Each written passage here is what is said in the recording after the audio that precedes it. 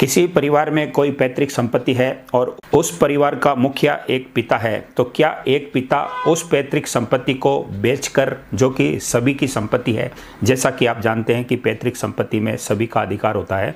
तो क्या वो पिता उस पैतृक संपत्ति को बेचकर उस पैसे से कोई प्रॉपर्टी खरीद सकता है? तो उस प्रॉपर्टी पर किसका अधिकार होगा? या उस पैसे को किसी एक बेटे को दे दे, बाकी के किसी बेटे को नहीं दे, तो क्या होगा? तो इसमें रूल और कानून ये है कि पैतृक संपत्ति को पिता बेच ही नहीं सकता, और अगर वो बेचता है तो उसका पैसा किसी एक पुत्र को नहीं दे सकता। ऐसे में दूसरे पुत्र या पुत्रियां उस पर आक्षेप या आपत्ति कर सकते हैं, उसको कोर्ट में चैलेंज कर सकते हैं, और ऐसा होने पर बाकी के पुत्र और पुत्रियां न्यायालय में जाकर टाइटल कम पार्टीशन डिक्लेरेशन सूट के तहत एक वाद दायर कर सकते हैं और उस वाद के अंतर्गत अपना हक और हिस्सा प्राप्त कर सकते हैं। इसमें न्यायालय ये देखेगा कि पिता के द्वारा पैतृक संपत्ति को बेचा गया है तो उसमें किस किस का हक और हिस्सा बनता है, और अगर वो आपत्ति सही पाई जाती है तो बाकी के परिवारजनों को उनका हक और हिस्सा न्यायालय के द्वारा दिलवाया जाएगा, और उसके पिता के द्वारा कोई भी बेचानामा या सेल डीड बनाया गया है तो उसको डिबार यानी कि कैंसिल घोषित